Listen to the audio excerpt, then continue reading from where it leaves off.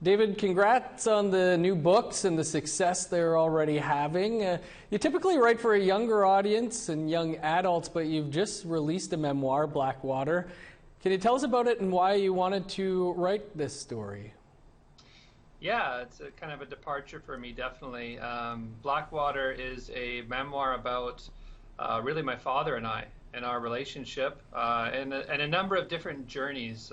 It's framed around a physical journey where him and I went to his trap line about 2 years ago, and he hadn't been back to the trap line for 70 years. And it was the first time that I'd been there in my life. And that trap line is called Blackwater, and that's where the title of the book comes from. The other journey is the journey of our relationship, how getting to know him in my teen years helped me to better understand myself and who I am as a Cree person. And then just discovering what that means over the last several decades, and how he guided me to help, come to that realization, that acceptance, that pride in being Indigenous and being Cree.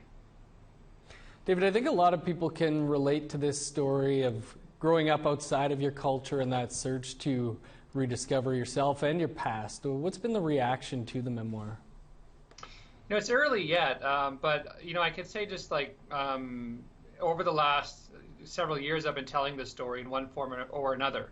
And one of the things I've found is that people find a lot of universality in the story because the process to understand yourself, the process of healing, is the same. And I think sometimes we just need to see it reflected in books that we read, stories that we hear.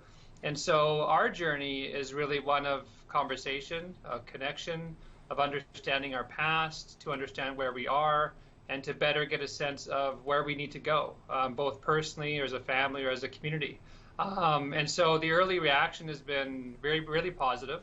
I've gotten some nice emails from people who have seen in the book the willingness, the opportunity to look at their own lives and their own relationships, in particular with their fathers and their parents.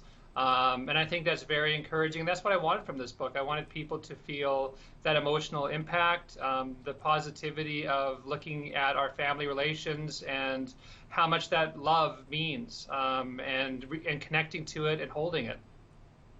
Well, it sounds great, David, and we wish you all the best on these books and everything coming. David A. Robertson, thanks for taking some time for us here today. Thanks so much for having me.